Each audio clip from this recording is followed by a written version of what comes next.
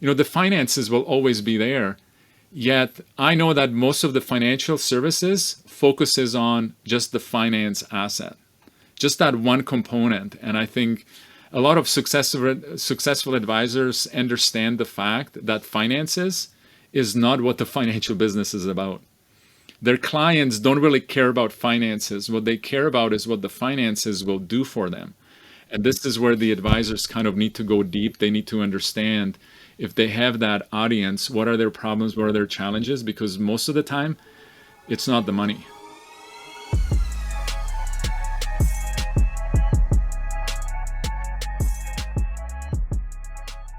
So welcome to podcast episode number 9 of The Interesting People You Meet. We're really excited to have our guest Daniel Hanzelka with us today. He was introduced to us from a former guest, Brent Swadek, highly recommended as an excellent speaker and a very interesting person to talk about marketing. He is a financial advisor turned marketer. So welcome to the podcast, Daniel. Hi, Nick. Thanks for having me on. Absolutely.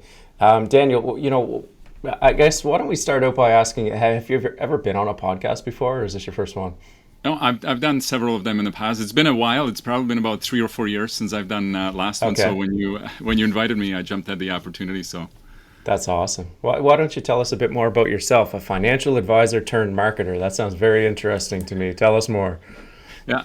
So let me just kind of start at the beginning. So it's Daniel Hanzelka. I just recently turned 49 in January. So been living just north of Toronto, up in Keswick, Ontario. I've been in the financial industry. I guess I'm going to put it this way. I was recruited into the financial industry right out of college. I was in college for a few years doing business administration marketing. Always knew that I'm going to have to be and do something in sales to kind of get into marketing and doing that part. But got recruited into the insurance business. Really didn't have an idea what it was all about. Started working for a company that was strictly doing disability insurance. So I didn't actually have a life license. I only had like accident and sickness license. But it was primarily doing disability insurance for blue collar workers. Other than that, just on a personal side, I've been married for over 25 years with my wife. That's also my business partner. And I've got 2 kids. Both of them are actually working with me in the business. And maybe we'll talk about a little bit more of that later on. But wow, cool. Awesome. 2 children in the business. We can jump right on that right now if you want. I'm curious. So tell me more. The whole family's involved. Yeah. So I've got a marketing agency. We're primarily working with financial advisors and kind of help them to solve the problem that I had as an advisor and the reason why I kind of moved away from being an advisor into this. We have a Done For You program around marketing and really answering that one question that I think every advisor and really any business has is, when is that next client going to come from on Monday morning, right? I think often when I speak to advisors, they kind of feel like they have a sales problem or they have a not enough revenue problem. And I always kind of tell them, listen, it's not a sales or revenue problem, it's a pipeline problem. The problem is you don't have a pipeline, you don't have a system and a process where on a daily basis you're reaching out to people that don't know you or don't know about you, and you're bringing them into your sales pipeline where you can then go and start building a relationship with them. Mm-hmm. Yeah, that's definitely key. As an advisor myself, you want a full pipe. Otherwise, it's a tough gig for sure. It's almost the key to success. So what are some of those sort of tips and tricks, high level? How do you guide, an advisor down that path to fill their pipeline? Well, I think the biggest thing is, and maybe I'll tell you a bit more of my background too. So I started 25 years ago strictly selling disability insurance, and I'll put it in these words. I was really a specialist because I think the biggest challenge most advisors have is that they're more of a generalist. They kind of get out there and they're trying to do everything for everyone. So when I started strictly doing disability insurance, and what I didn't recognize at the time, I was a specialist. What I really have and had at that time, I had a specific target market. We could only deal with, and the product I was selling was disability insurance for blue collar workers. So my target market was essentially contractors. The way that I picked them is the guy that was training me on the day. We were going around, it was cold calling, driving around construction sites and talking to contractors. So it just kind of stuck with me. So I had an audience. The next ingredient is having a specific message. Like if you're going to go and have an audience, you partly need to know what's going to resonate with them. What is that message or that sentence or something you can tell them, that offer, that they will actually react to. So the more you know one specific audience, it becomes fairly easy. So for me at that point, it was, again, strictly selling disability insurance. It was primarily like, hey, Nick, if you couldn't go to work for 6 months or more, what would happen to you and your family? Because most of the time when you're out there prospecting, just because you say, hey, I'm a financial advisor, do you want to buy some insurance? Most people will probably run the other way. Unfortunately, this is kind of how advisors present themselves. They expect the prospect to know how the advisor can actually help them. Or when it comes down to marketing, it's kind of the opposite. You as the advisor, you need to kind of educate the prospect how you can potentially help them. So for me, like I said, going around and speaking to contractors, it was primarily like, hey, what would happen to you if you couldn't go to work? Like, what would happen to your family? And reaching out to them at that level. And then the third kind of ingredient is the vehicle, a way, how do you find these individuals that you can go and ask them the question and see if they actually need, have a need for what you're offering. So those are kind of the three major ingredients. So there's the audience, there is the offer, and then there's the vehicle. And if I look at what I was doing, like I said, 25 years ago, was I drove around Toronto looking for contractor vans. Every time I saw a contractor van, I would go and knock on the door, and I would ask to speak to the contractor, and I would ask them that question. And usually the answer would be, oh, I already have something, or hey, yeah, my wife was telling me about this, I probably should get something, or but I connected with them right away. So even though I was doing cold calling, I didn't do 300 knocks on the door and going door to door and just trying to ask that person behind that door or say something that's going to make them say yes. I was very targeted with that. I knew who I was after. I knew exactly what they needed, and either it resonated with them or not.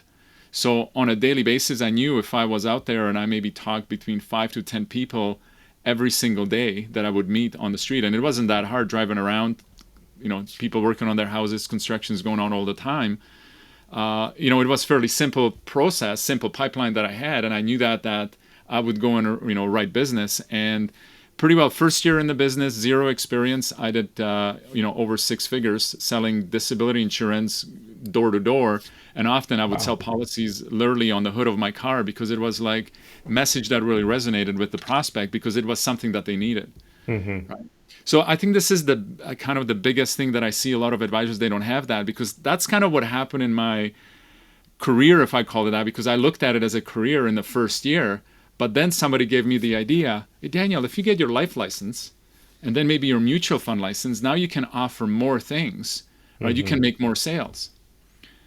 Sounded like a great idea, and really the next another 17 years after that, that's kind of what I was doing. But what I didn't realize is I moved from being a specialist into being a generalist, right? My message got watered down because now it wasn't just about disability insurance, it was about life insurance, it was about investments, right? In 2009 I got my CFP designation, and thinking that the better mechanic I become, the better at providing more and more solutions, the more my business is going to grow. And what I've learned through my experience, it was actually the opposite. And it took me, like I said, good 19, 20 years to figure that out. That what was really missing from that first year was that I became a generalist, and my message really wasn't resonating with my audience. And that's really what led me to doing what I'm doing right now, because it was about once I written my CFP exam, I kind of started to decide that maybe this isn't the business I want to be doing. And then literally like one morning I woke up and realized I thought I was building a business, but I realized I just had a glorified job. Mm-hmm. I mean, I was self-employed and all of that promise of running your business, doing all of this stuff, but really at the end of the day, it was just a job, and I hated it. I wanted out. Wow. So I kind of dropped my mutual fund license, and I started transitioning. I sold my book of business and got out of it, moved more into marketing. And that's essentially what I'm doing right now. And the caveat to the story is that just because I changed industries, I still had the same problem. Now that I was a marketer, I still had nobody to talk to. Right. Wow, that's very interesting. I would say many people probably fell into that. I think that, not specializing from the front end, but coming perhaps to that realization that, oh my goodness, I should focus on that. I think that's what most successful advisors would lead to at some point. I'm 13 years in the business now, and definitely have a niche that we're focusing on. So for a newer advisor, say someone 5 years or under in the business, oftentimes what I see is it's so frantic. You're just trying to make a buck to feed your family. So how do you specialize in that? And what kind of conversation do you have with newer advisors about this topic right now? So the biggest thing, I'm going to make a distinction when we're talking about specializing and having a niche market, primarily for marketing. Okay. And I want to make that distinction because I think often, and when I worked with advisors for the last 5 years, often the hardest thing for them is to go and do that shift. Like, how do I go from working with everybody? And the thinking is, hey, now I've got a message that should resonate with everybody and I can't get nobody. If I now just start talking about one thing, how am I going to get people? What they don't realize, actually, the more you narrow down the focus, and again, going back to 25 years ago when I was in the business, I knew exactly who I was after. I wasn't chasing around and knocking, in a neighborhood on 300 doors.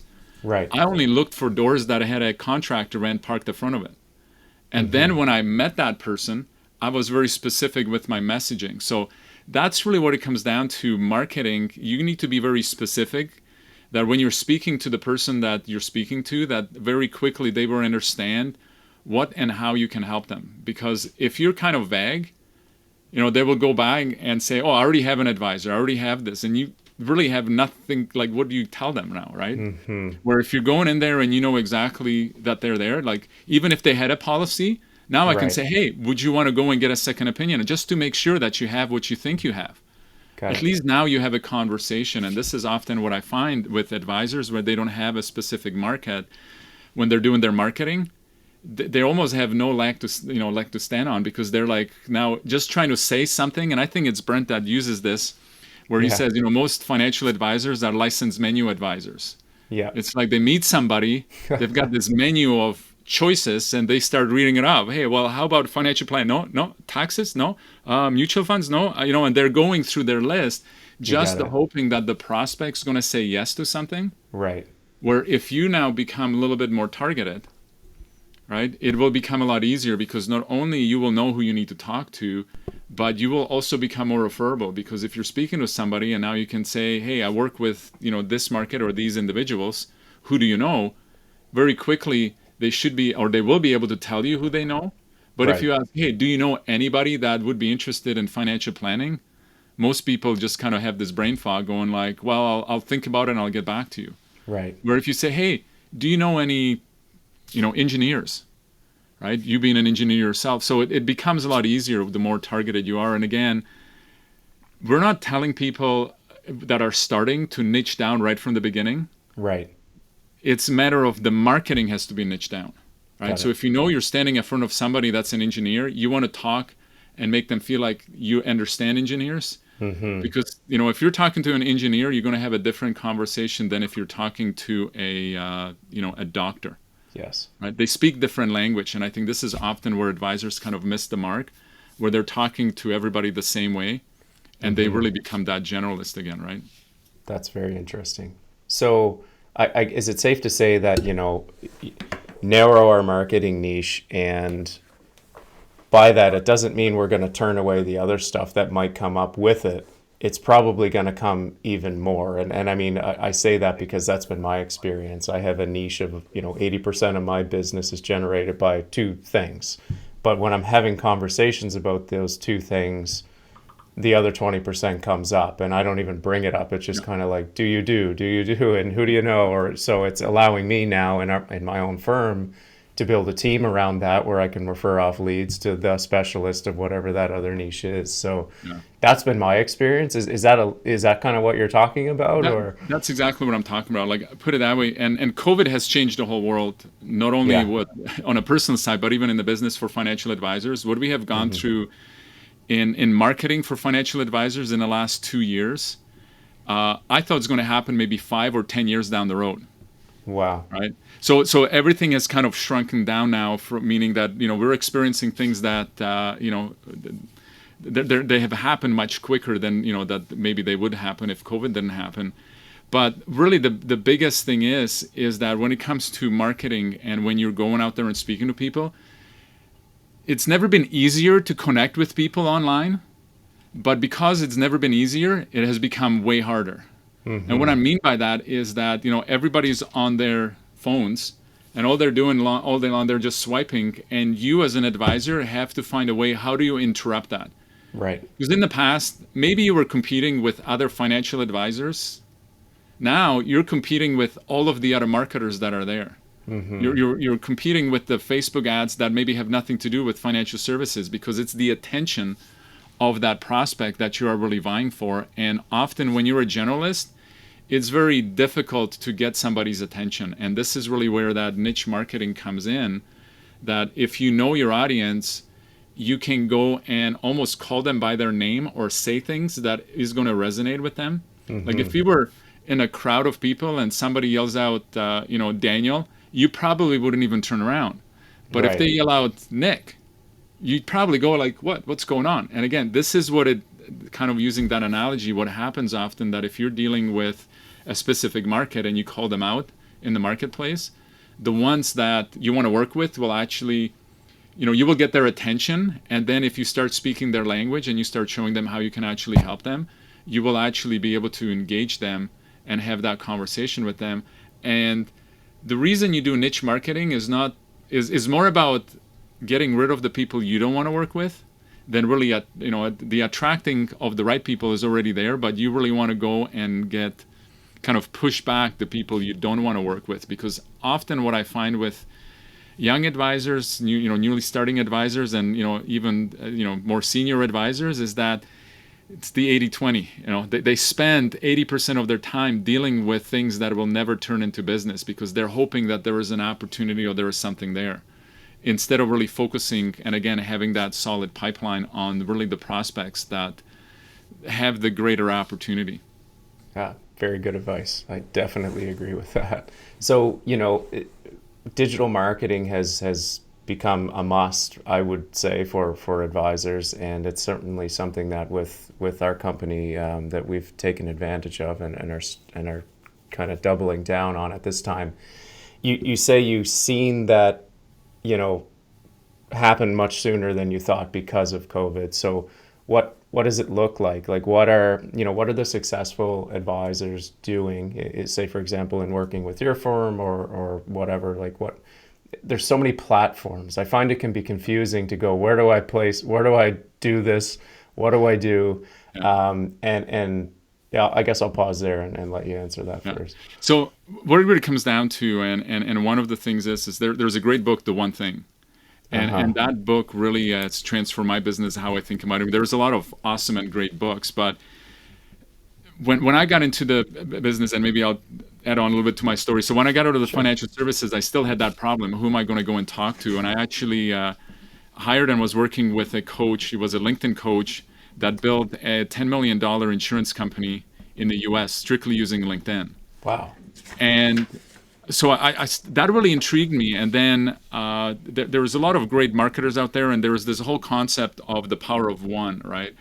So when it comes down to your marketing and you're asking so many different platforms, I think the biggest challenge that advisors have, not that there is not enough opportunities, the problem is there is too many opportunities. And you talk to anybody that's successful in our business or outside of the business, they always tell you, focus on one thing. And again, going back to what happened with me when I started in the business, I only had one target market, only could sell one problem. I was that specialist as opposed to a generalist, and that's what made the difference. So when it comes to the platforms, and this is what we do, and my advice for everybody is start with one platform, start with one place where you can actually do your prospecting, right? So if I take it back what we were talking about before, have that one target market, have that one niche audience that you're going after with your marketing, have kind of one offer, have an offer that really resonates with them, and then have one place where you can actually go and find those individuals. Once you perfect that, once you automate that, and once you have that running, then you can go and you can move from, kind of from there on often what I do tell people, and there is a marketer that I followed. I think he was, can't remember his name, but he, I think, started Lead Pages, one of the software, and he basically said, you have one audience, you have one offer, you have one vehicle, you give it 1 year, and you'll make $1 million. Again, it's Wow. that focus of who you're dealing with, because you will get to know what's working, what's not working, and you will get to know your audience. And once you build systems and processes, then you're able to go and scale from there. Often what I see with a lot of advisors, and even when I started with LinkedIn, because for me right now, LinkedIn is still the best place for financial advisors to go and find their audience.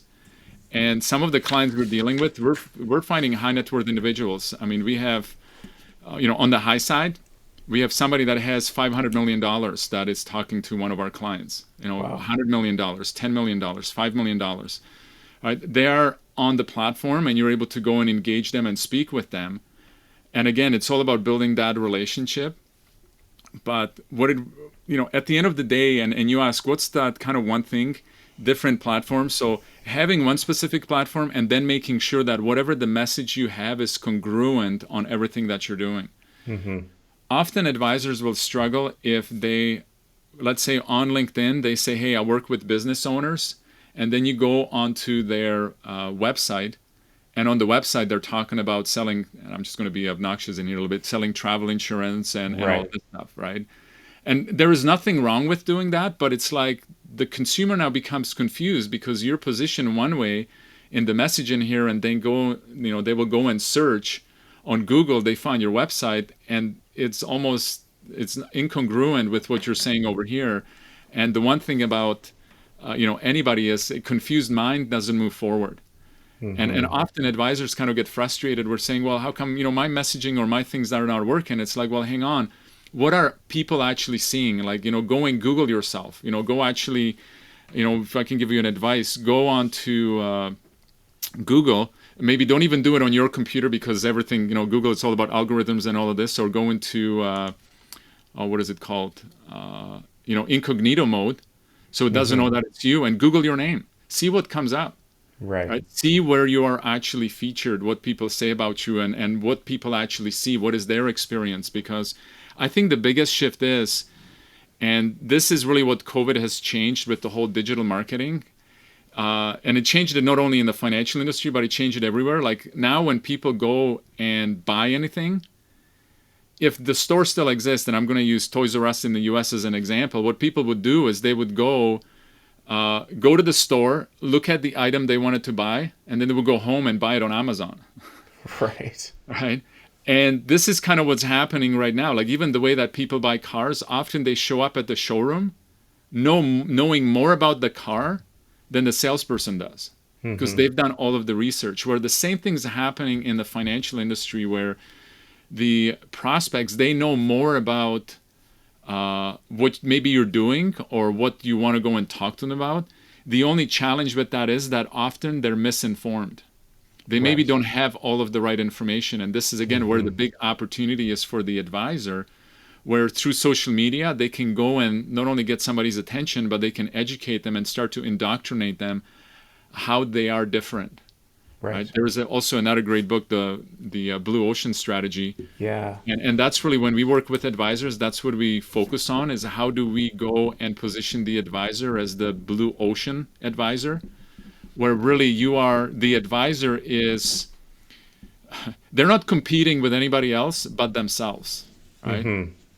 And what that really means is that the audience they're going after, the offer they have, and what they're doing is so different that when they speak to their audience, the audience is not thinking, oh, my advisor already does that. Most Right. of the time it's like, well, tell me more about it. What do you mean I can go and do this? Or what do you mean? Mm-hmm. How do you do that? So now you're intriguing.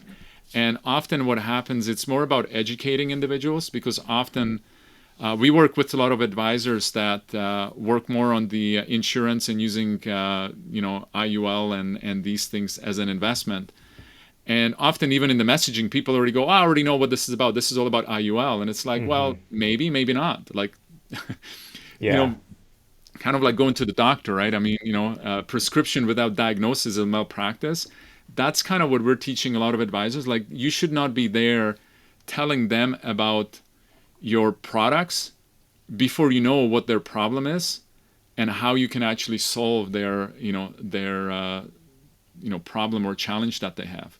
And Yeah. this all needs to start with marketing kind of right at the beginning, where you need to start to educate your prospects. And this is where that pipeline comes in, is that the sales doesn't start off having somebody on the phone. The sales starts, how do you reach out to somebody? Who is that target market? What is that offer that you're going to do? And having congruency all the way through it, so that when people do show up on that appointment that you have with them, they already are predisposed. They're there not kind of going, so tell me what it is that you do. They really Right. should already have an idea how you can potentially help them, and really what it is that you do, and what solutions or challenges you can help them to solve. That's awesome. Yeah. As you were talking, it like, for those few people that do call in off the street, there's many times when someone will come to me, like you said, there's a lot of information. So one feels that they know everything about it, and we have a conversation and quickly diagnose that, hey, Nick, I need $1 million term insurance. Okay. Why?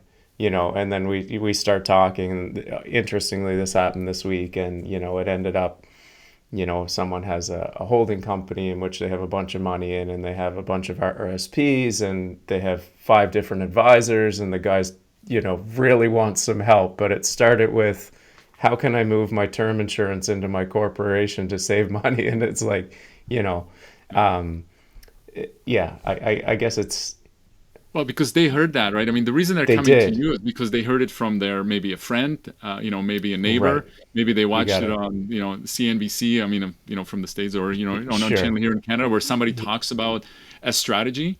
Right. But again, it's like, giving somebody a prescription for, for a stomach ache where they have a headache.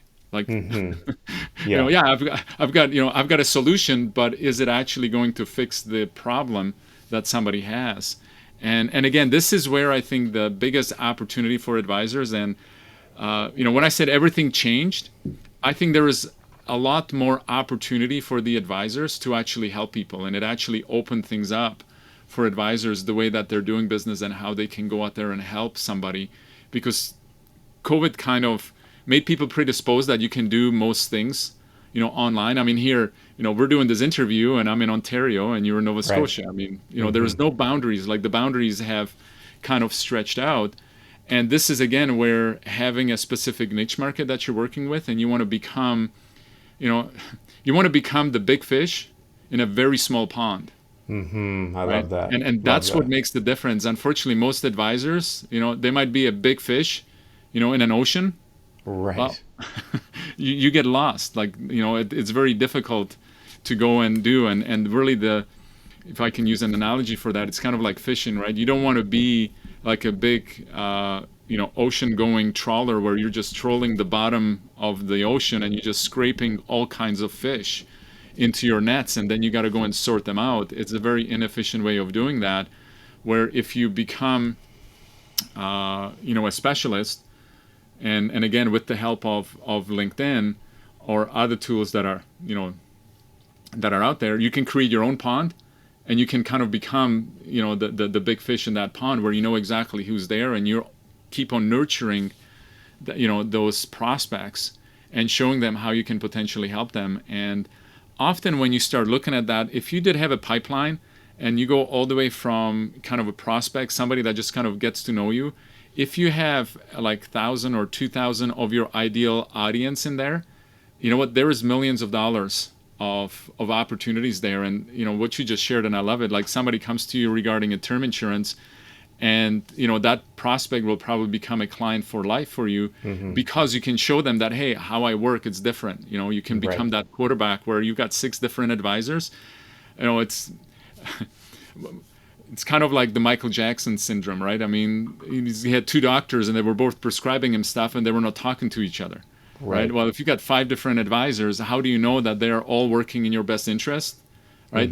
They might be giving you an advice that could be completely contradicting something else, and now you actually have a financial strategy that in theory is actually competing and is doing the opposite of what you what you want, right? Absolutely. Yeah. I have money at the bank and I've got it over here and it's diversified in two ways. And, you've done the CFP, you know how that works. Not so Yeah. good. No, exactly. I mean, I remember from my mutual fund days where people would come over. I'm a diversified. I've got a portfolio at TD Bank and I've got one in RBC. And I'm like, well, Right. if you were to put them together, you probably would do better than Yeah. because essentially you're having the same holdings in two different places, but that's not diversification, right? Right. We So, could go down that path, but I'm not going to go there yeah. right now. But so, why do you think it is that advisors get so confused in the noise and don't niche? Is it just the way the industry's always been? Is that why the success rate isn't so good? Like, what is missing? Why is it that way? I think I wouldn't say like it's not a one thing. I think it's a combination of things. I think the biggest challenge is just the fact, and I'm a product of the financial services, coming in on the insurance, then going into the mutual fund side of things, is that, Right. and and the day, like I told you, when I woke up and I kind of realized that I really had a job, I realized that I wasn't getting, I wasn't really getting financial education to help my clients with their finances. I was getting financial education on how to sell products. And a lot of the things and the trainings within the industry is more like, hey, how can you go and sell more of this, instead of, hey, how can you have a client? How can you really go and work with that client and figure out how you can help them in the best way and open up all those other opportunities where, most advisors, using the example that you just shared with that term insurance policy, would be like, hey, there is a sale, let's just go and deal with it. And then they would move on to the next one. Right. And they would not spend the time and find out that there is actually opportunities there. One of the coaches that I worked with, Steve Chandler, he talked about this. He was not talking about a financial advisor, but it, I think, relates to the story that we just spoke about. He was working with somebody that was doing public speaking, and he just got this contract to go and speak for a company, and they would pay him $5,000 for 1 hour of work. And this person was so excited about this. He shared this with his coach and all of this stuff. And he says, hey, Steve, I just can't wait. I'm going to now go and look for other companies like this, because, man, like $5,000 of this, like, it was a big deal for this person. And Steve just kind of looked at it and says, well, you can go and do that. But you know what? What if you kind of think about it this way? What if that company that gave you that opportunity, now that, basically they're your client, was the last client you could ever work with? How would you treat them? What would you do? What questions would you ask? And because he started digging down, and Steve kind of coached him around this, he turned that $5,000 one time, because it would have been just probably one time speaking engagement, to a $100,000 contract. Wow. Over a couple of years, because now he started learning about, he was kind of in sales, and he learned about the problems that the company had, and that they had a sales team, and they were just bringing him to kind of go, give them a bit of a pep talk. But then he Right. started asking them questions, what are the problems and challenges? And he found out that, they've got this big sales force and they're not being as productive as they potentially could be. And he, like I said, turned that, $5,000 opportunity into a $100,000 contract. And I sometimes feel that that's what advisors do.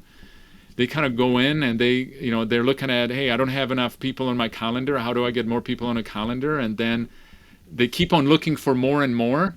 And they don't start looking at it inwardly of, actually, hang on, how can I actually go and make sure that my current clients and my clients are actually taken care of? How do I make sure that, they have the, the kind of the proper planning or whatever you do? And again, that's what helps that advisor to differentiate themselves, because they have a system and a process how they're doing everything, instead of just kind of going after that quick sale and then it's like, next. Yeah. You got it. It's like go deep versus go wide, Yep. and that's pretty awesome. You mentioned a couple of books, The One Thing and The Blue Ocean Strategy, which I'm familiar with. Haven't read Blue Ocean yet, but have The One Thing. Are there any other books that you're reading right now that you're really into, or that have changed the way you're seeing marketing or our industry, the financial services So industry? one of the books, and I mentioned Steve Chandler. He's actually co-author of a book called The Prosperous Coach, Okay. and written by oh, you know what? Now his name slipped my mind. It's going to come to me.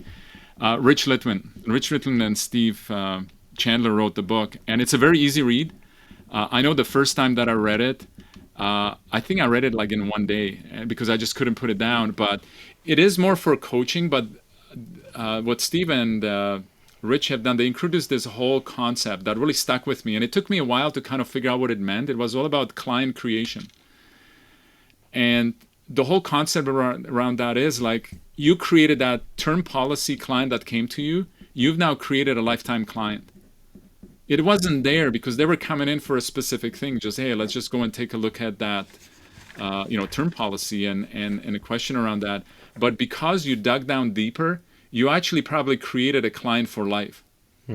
So you kind of went deeper, and that was the whole idea of creating clients. And really, when you look at, if you have a specific audience, if you have a specific offer for that audience that resonate with them, and then you know where to go and find them, you can literally go and create clients out of thin air.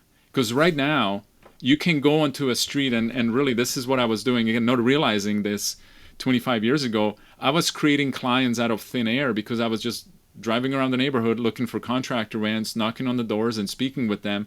And if the message resonated, I had a client. And there were times where literally, you know what, I would sell a $1,000 a year policy on the hood of my car, right? Because I had that messaging and everything was, worked together. So, that's one book that I would say probably had the biggest impact on me as far as what I'm doing right now when it comes to marketing, because it's kind of shifting your thinking and how you're looking at things. Some of the other good books, again, especially when it comes to marketing, really reading any of the books from Russell Brunson, like the Expert Secrets, .com Secrets, and all this, because that's really what I mentioned to you. COVID has done the whole marketing digitally, and what advisors now have the opportunity of, you're not just kind of tied down to maybe 50 or 100-kilometer radius around your office. You can really go and deal with people that are, maybe right across, on the other side of Canada, right, in another province. Again, you got to be licensed and all this, but again, when you become that specialist, it does give you that opportunity. And a lot of the books around marketing and just thinking about it in a different perspective are really important, because the reason why I got out of the business is because I'm going to cheekishly kind of say this, made the mistake of reading the book Rich Dad Poor Dad. Right. And that's what I realized. Like, after reading that, the 4 quadrants, I thought I was building a business and becoming an investor, but I realized that I really just had a glorified job, right? I wasn't even self-employed, because really, I had a job because I just kept on doing the same things over and over again.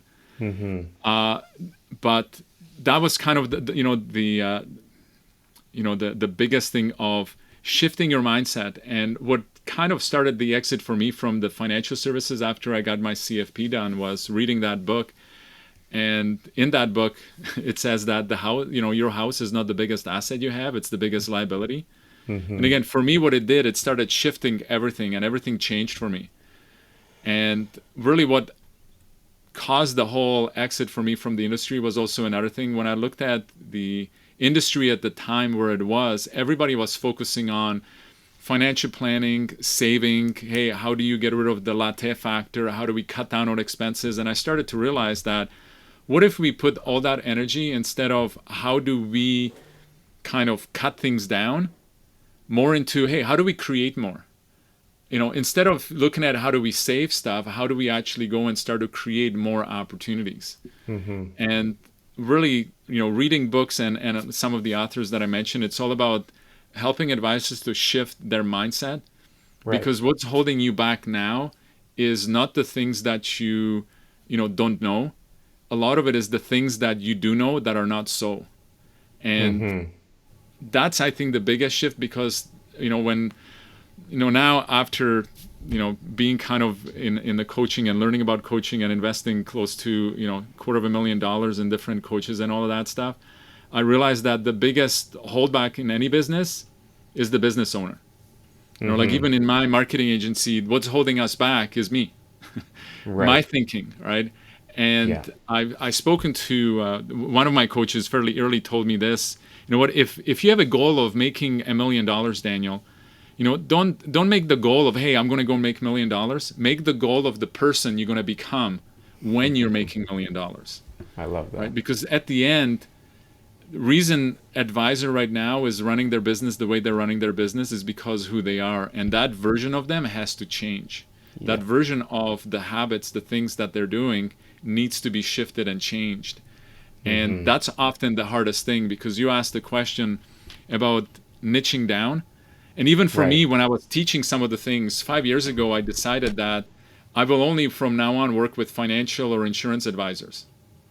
Where before I was doing, as far as coaching and marketing and all of this stuff for everybody. And I was working with a coach at that time. And I said, yeah, that's for everybody else. That's for my clients. And he says, no, no, you need to do that too. And it was probably one of the hardest business decisions to make.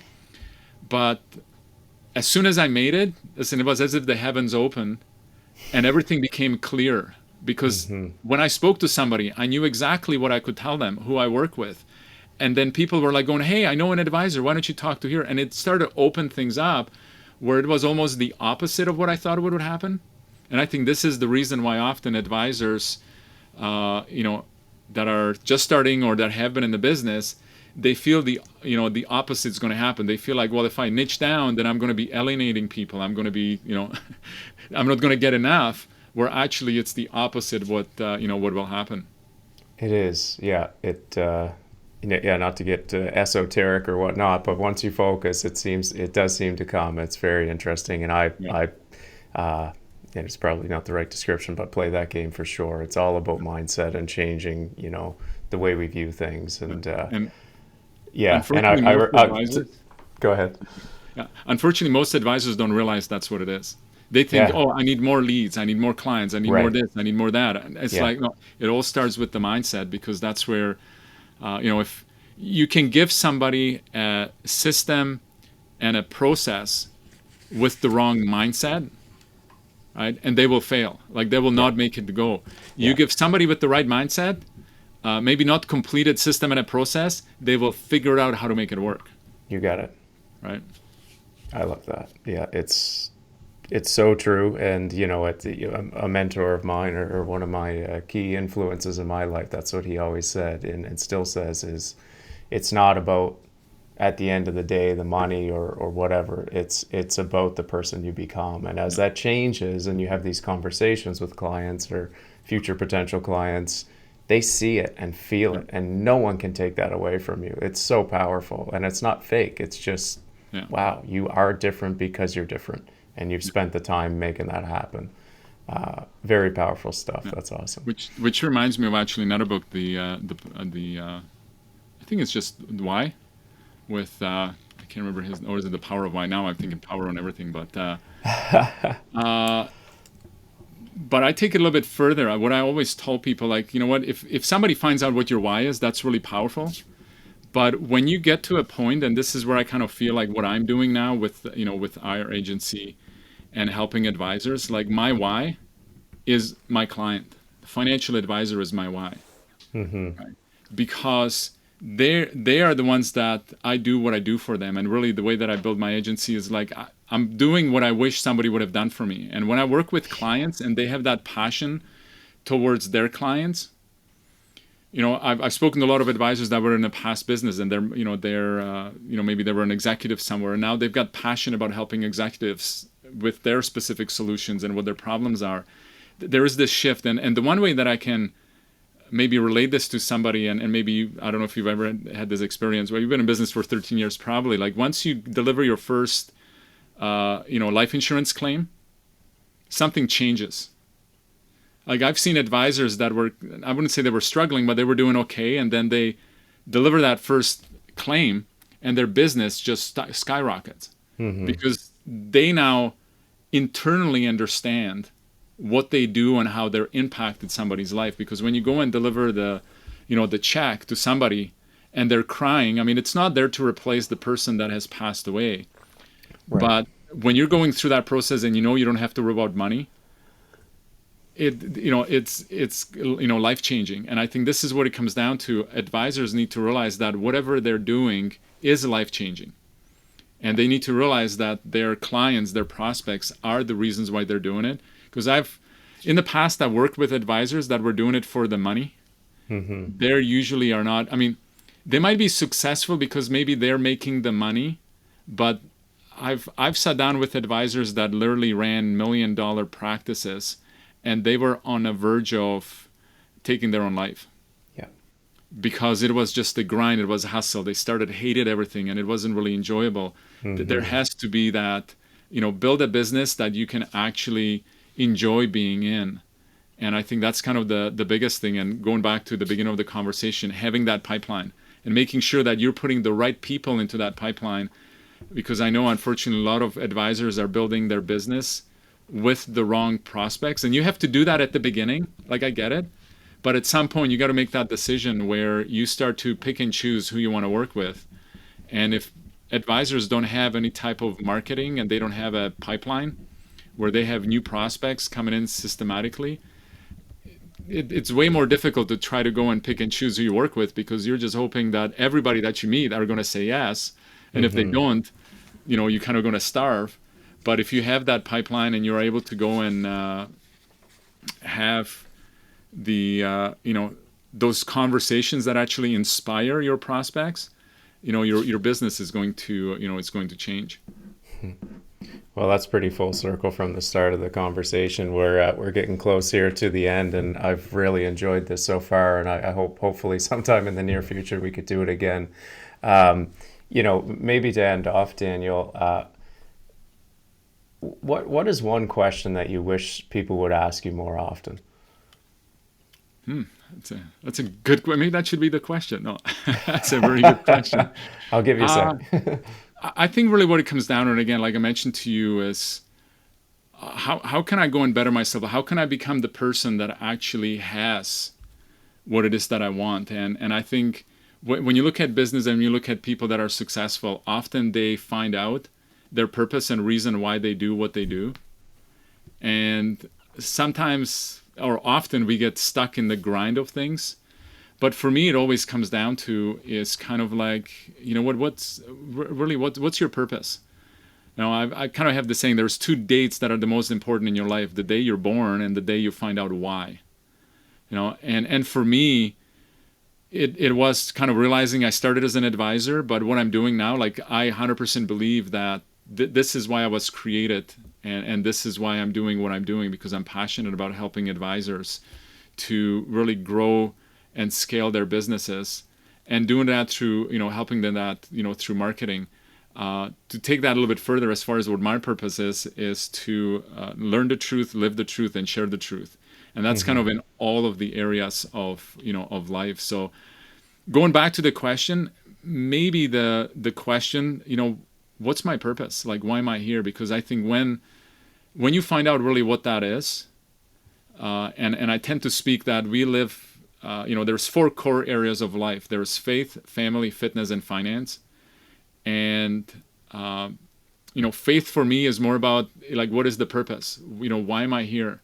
Right? It's not necessarily a religious thing, but it's like, okay, what's my purpose? And once you kind of start figuring that out, everything will become easier, right? Obviously, fitness is more about taking your body, because we only have one body to live in.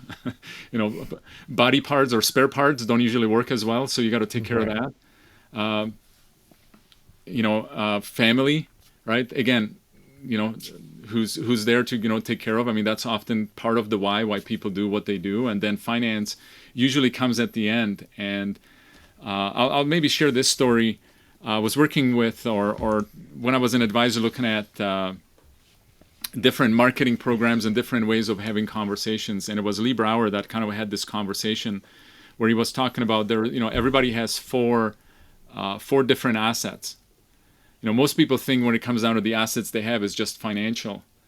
But, outside of finances, there is, your health, your family. Those are kind of the core assets that you have. There's also experiential assets, where that's the education maybe you have, your vocation that you have.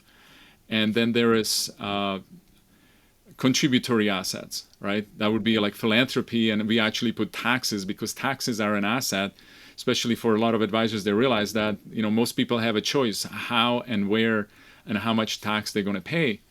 But he would ask this question. He would say, hey, you know what, if you have these 4 different assets and financials is the 4th one, if you had to give up one of them, which one it would be?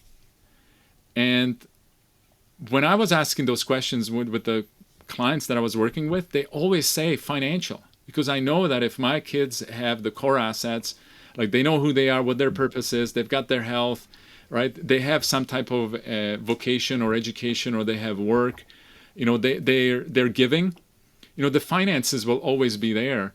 Yet I know that most of the financial services focuses on just the finance asset, just that one component. And I think a lot of successful advisors understand the fact that finances is not what the financial business is about. Their clients don't really care about finances. What they care about is what the finances will do for them. Mm-hmm. And this is where the advisors kind of need to go deep. They need to understand, if they have that audience, what are their problems, what are their challenges? Because most of the time, it's not the money. The money part is not the thing that they're struggling with. It's what's happening behind that. Absolutely. I definitely agree with that. Well, Daniel, it's been awesome to have you here on the podcast. Thank you so much for joining us from Ontario. Daniel Hanzelka, joining us from Ontario. This is episode number 9. Daniel, where can people find you if they want to find out more? If they're an advisor who's listened to this and go, "Wow, I need him in my life," where can they find you? You can go and search for me for Daniel Hanzelka on LinkedIn. That's probably the best place to go and find me. You can also go to resetglobal.ca. That's the agency that I have, or send me an email at daniel@resetglobal.ca. Awesome. Well, thank you so much again for joining us. All right, thanks for having me on, Nick. And yeah, we should go and do this again if the opportunity Absolutely, comes. For sure.